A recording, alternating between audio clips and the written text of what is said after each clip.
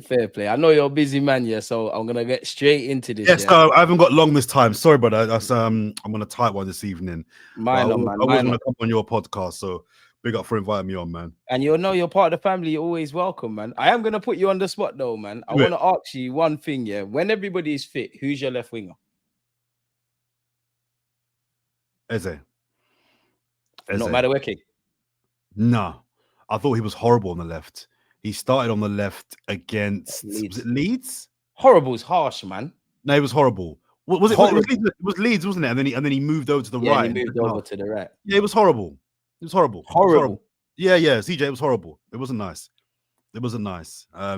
Considering you've seen Martinelli and Trossard, that was horrible. I mean, we're comparing shades of doo-doo. You know what I mean? What are we doing here? Like, well, I'm not going to play that game. Do you know what I mean? All right, four's better than a 3. Do you know what I mean? What's going on? Come on, this guy, man. And granted, it was only an hour sample size, but it wasn't good. It wasn't good, bro. I think you're being harsh, man. Nah, it wasn't. Like definitely not the long-term answer. It was a small sample size, so maybe I'm being a little harsh. But that hour, it was about an hour before he switched over. That hour that we saw wasn't good, bro. Wasn't good. You know what? It weren't nothing to scream and shout about. He definitely looks a lot better off the right. Fair play to him. Yeah, and I want to big him up because I'm sure we're gonna get to him, but I don't know if you've seen the last few weeks. I've not even been onto him. This is what people don't listen, and I hope that your listeners and viewers are much more articulate or much more intelligent and don't let me down, guys. Listen, I was never people that bash me. Oh, this weekend, what are you saying about Madueke now? Where's the apology, Madueke now? And I'm like, bro, I never actually bashed Madueke.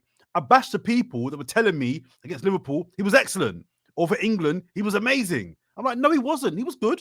He was good, but the overinflation of praise was just getting me mad. I'm hearing words like me and Lee had it out on Forever Arsenal. He was sensational. Sensational. No, he wasn't. Saturday, he was sensational. Yeah, he was Saturday, he was amazing. Saturday, that's wing play. People are like, oh yeah, but what do you want from him? I'm like, brother, I want basic wing play.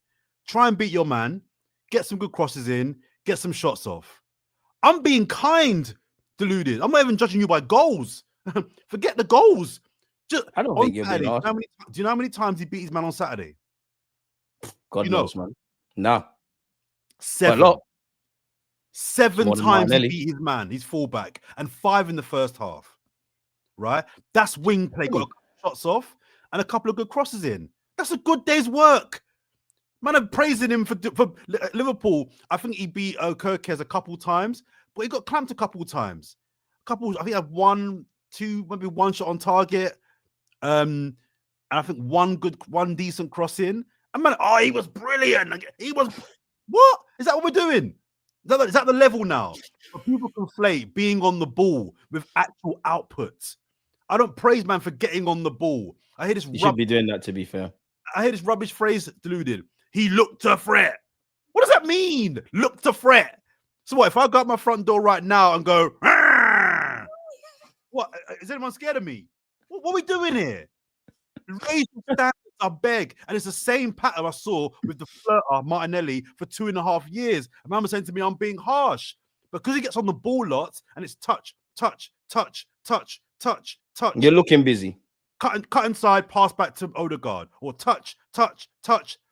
Run down the line. Oh, he's running out of play.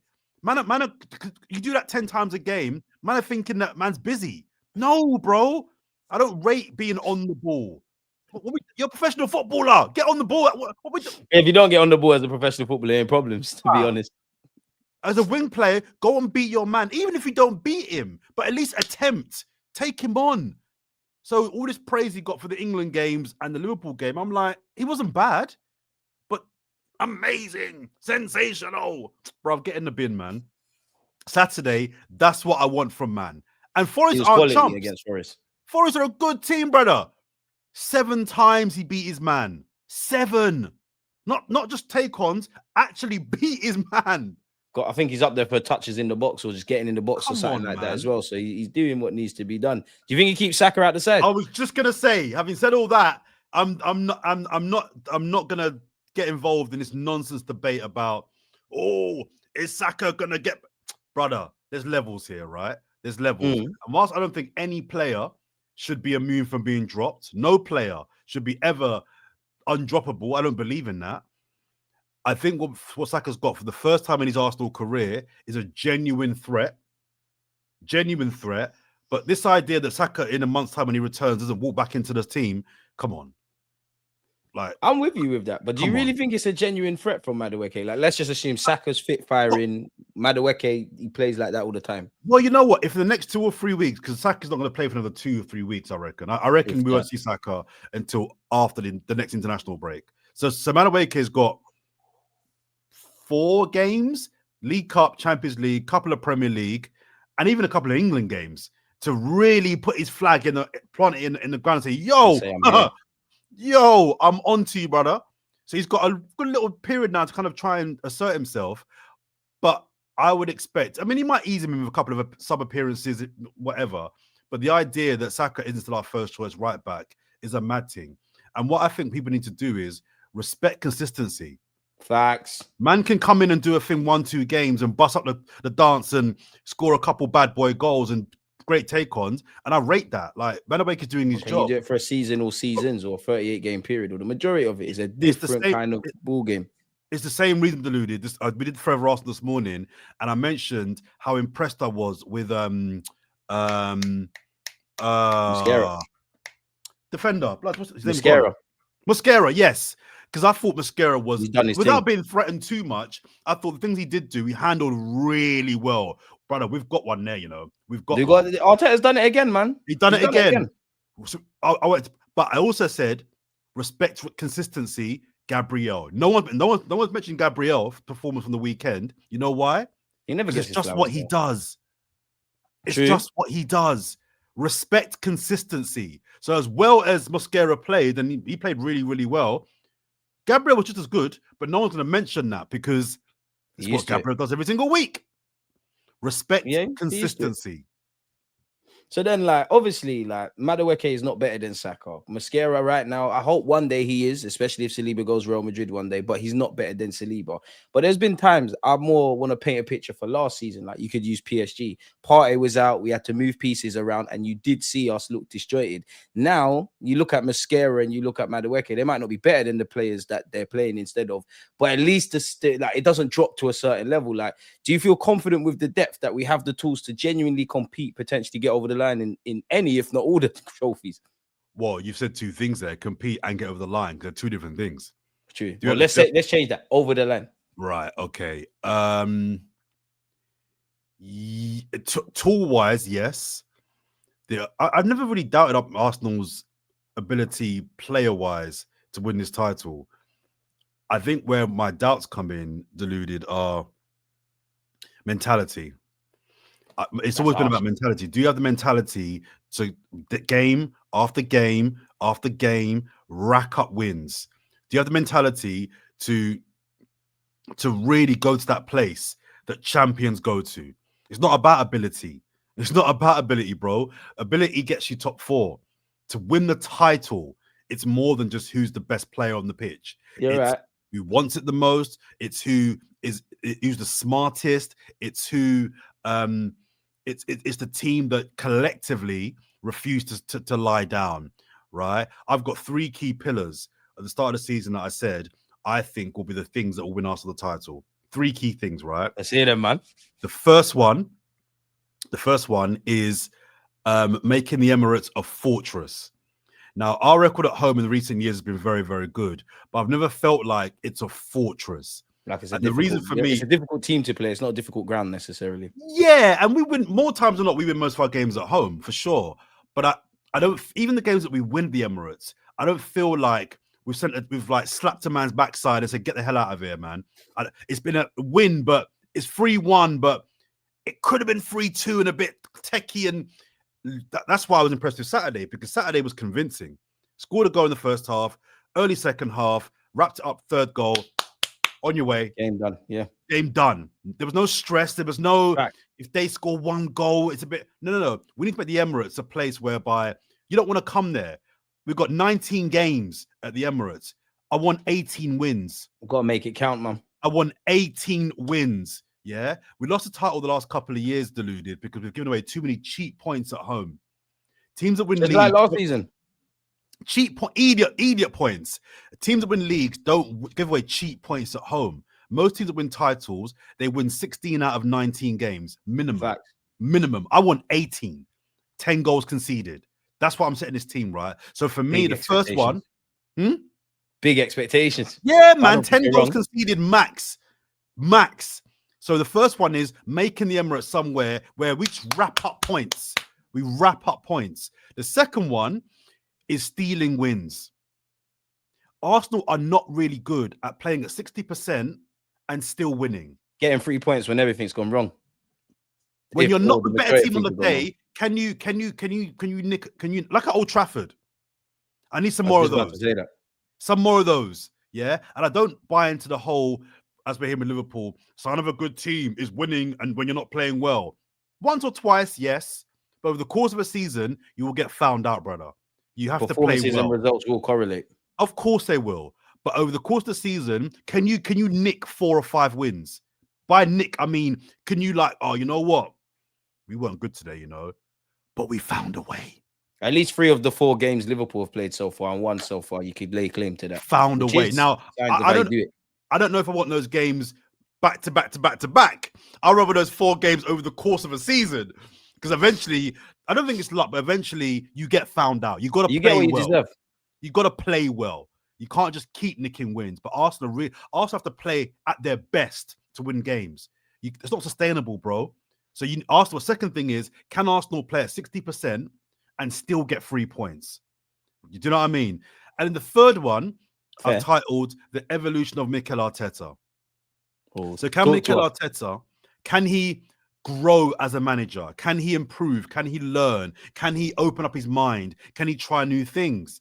Right? Because what you've been doing so far, he's got the squad to do that. But this is why I separate him from the squad, because you've now got the guns, but don't shoot yourself in the foot. Do you know how to operate? Make sure you know how to put the bullets in, to be fair. Right. Put the right bullets in the right gun. Do you know? Don't shoot yourself in the kneecap. Shoot the guy. So you got the weapons now, brother. I love the example. Do you know what I mean? And I think Declan Rice is being rested on the weekend was an example of that.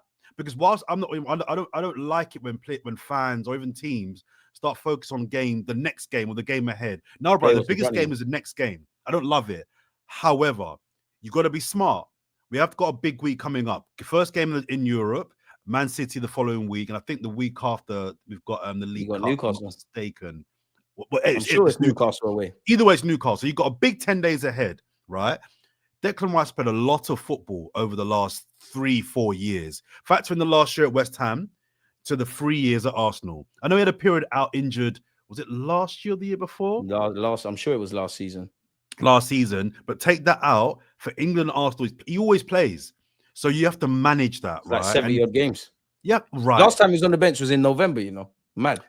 It's crazy. So I think him just saying, you know what? I trust my squad can beat Forest. And it's a gamble because, listen, if we draw against Forest or even lose on the weekend, Liverpool beat Burnley, we lose to City next week, and then Liverpool beat Everton. Before you know it, you're 8-9 points behind Liverpool, and the league can get away from you quick. So it was a gamble. It was a gamble resting Rice, but it's a gamble that paid off because hopefully you're thinking, I'm looking at the long term. This is what he's doing. I need Declan Rice fresh, prime, not burnt out in March. I need Rice in March. 100. So I'm going to use my squad and start. So that for me is part of the evolution of Mikel Arteta. Can you tactically improve? Can you use your squad better? All these things for me are going to show me whether you actually are improving as a manager. And if I think the evolution of Mikel Arteta does go to another level, combined with making the Emirates a fortress, and over the course of the season, nicking 4 or 5 wins, we win the title. A little bit of luck with injuries, of course, as well. You're selling it to me, Yeah, but those are my 3 pillars. And there's other things people will say we need to do, but those are the 3 main things. If we do those 3 things, we win the title. I think we win the title. So that's why the weekend game was really important for me, because those are the kind of games last year, Deluded, that we drew or even lost. Those mid-table teams that are stubborn, you can't break them down, and it's a 1-1. You can't be drawing 1-1 at home to Nottingham Forest. They're a good team, especially with no manager or a new manager at the time. Yeah, man. Yeah, you have to get it done. So I was really pleased with the game on the weekend. Really pleased. But yeah, to answer your question, I think personnel wise, I have no concerns. I think it's mentality and I think it's the management. If we can get those two things correct, I don't see why we can't push Liverpool all the way at the bare minimum. I don't think you're lying, man. Do you think with what you're saying with the pillars, kind of focusing on what you said with Mikel Arteta, obviously the sample size is dead, but do you think you've seen anything specifically to what you asked Arteta about in these last 4 games? In regards to him evolving as a manager. Yeah. I mean, he dropped Rice, he played as a left wing, you know, he's giving Wanyeri minutes. Well, the thing that concerned me, Deluded, was the Liverpool game. And again, I said on the pod, it was the first time I had genuine doubts about whether he could win the title for Arsenal Football Club. First time. I know other people have had doubts well before. Some aren't convinced. Some are not having him. I've always believed that despite some of his flaws, this guy, I believe he can win a title for Arsenal Football Club. I've believed that. I'm not just saying that. I genuinely believe that. That Liverpool game, he pussied out. He pushed out. You gotta be real. He did. He pushed out. He pushed out. He did in that window between the 55th minute and the 70th minute. Just before the free kick in it. For me, anyways. You had to someone else is seeing this. You had to smell. Now's the time you've got to go up a level because Liverpool were kind of cruising, and he didn't smell. That was the 15-minute window where you had to go for it, and Arne Slot did smell it. And Arne Slot smelled. These guys are coming for a point. You know what? Bun that. Let me just try a thing. And he made a couple of tweaks. And I don't know if the tweaks necessarily won them the game, but the tweaks definitely got them up. Changed the landscape of the game and won the free kick. Yeah. So I just felt that was an example. I was like, oh, I'm not saying I want you out. I'm not saying that I don't think you can win a league, but it was the first time I had doubts. It was the first time I thought, oh, maybe you're not the guy. But then, you know, fast forward to the weekend. I know it's a home game against Nottingham Forest, but I genuinely felt like, okay, you know, that Rice. Don't underestimate how big a call that Declan Rice benching is. It's a really, really big call. Is it? I think your best midfielder. You're going to have the majority of the play, brother. You're 3 points behind Liverpool already, and you're taking risks. But is that a risk, though? Is that a risk, brother? Is it a risk? Nottingham Forest. I know it's their first game under Postecoglou, but Forest. Look at that, bro. Forest have got a good squad. You know, they got some good. Don't sleep on Forest. That could have been a draw. All right, the way it turned out, they're missing Anya. They lost Elanga. They are, and the way it turned out, we pammed them. I'm happy, but that's a good team, bro. They got the joint best keeper in the league in goal. Their defense was. They was in a Champions League shout towards the end of last year before. Yeah, brother. They're one of the best defenses in the league last season. Their midfield composition, I would argue, is top 5 in the league. So I thought it would be Douglas Luiz, Morgan Gibbs-White, and who's the other Don they've got? Harvey Elliott, Elliot Anderson. Elliot Anderson. That 3 as a balance is one of the most balanced midfields in the league. And never mind, they ended up playing. Who they play instead of Douglas Luiz? Who they start with? Elliot Anderson, Morgan Gibbs-White. Who they start with? Who's the third one? It weren't Yates. I've forgotten, but it was someone in the chat. Let us know who the third starter was. That's a good midfield. 3 out of 4 options. You got Ndoye, who's going to be a problem this season. You've got on the other wing, Callum Hudson-Odoi I think he started. Didn't he start? He started. Yeah, he was left wing. Sangare, that's it. Big up Els. Sangare, there you go. Yeah. Like. He's a player. He's a unit as well. He's like 6 got put up front. That's a good team. So I'm just saying, I think it was a gamble because you kind of, like I said, if you draw that game, look, okay, if that game was a draw, would you have been like stunned? Yeah, because we should be, but kind of what you said earlier, we should be winning that. Like I actually looking at the home last year, CJ, did we beat them? We should have been. No, we didn't, but that's where I'm with you. That Mikel Arteta needs to learn, because I genuinely think, unpopular opinion to many Arsenal fans, we don't lose that many games, we don't suffer that many L's. Where our frustration comes from, we're not getting over the line. Obviously, we had 14 draws last season, but kind of what you're saying, like with the Liverpool game, because that's where I share your sentiment.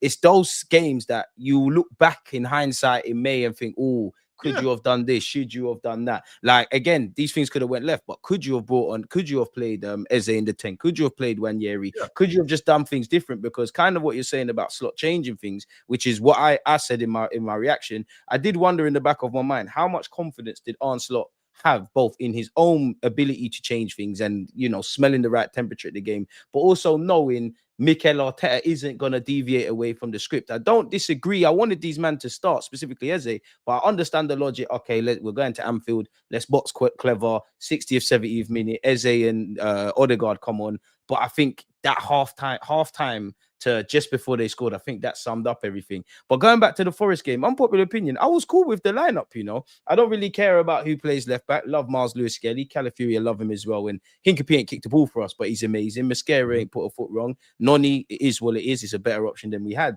But I think those are the games for Merino in midfield. And I've said to you before, I'm not a fan of Merino in midfield. I just thought, I could see what you're doing on the left. You've got Eze, you've got Merino, you've got Calafiori. That's something a bit different. I didn't obviously know the front three didn't play together, would link up. But actually, for someone in myself that's very critical when Arteta gets it wrong, I think you got everything in the game wrong, in the game right, before the game right. And that's what I want to see with Arteta. When there's an opportunity, as you said, to rest the Declan Rice, do it. But that's where I'm a hypocrite, and I have to be fair to you. Naturally, if I don't see Declan Rice as an Arsenal fan, I've become accustomed to that. So I'm a bit scared, naturally. But we box cleverly, man, and there's not going to be too many times to rest Rice. Let's have it right, man. There's not, and I think he was proven correct in what he. I think hopefully we'll see the fruits of a fresh Declan Rice over the next kind of couple of games, because the City game, I think someone actually just put in the chat. I see if someone in the chat said that Rice it was often a slow start to the season, and I think that's pretty true as well. I think over the course of definitely. He takes a while to kind of get going, so that's true. But also, I watched the Manchester derby yesterday.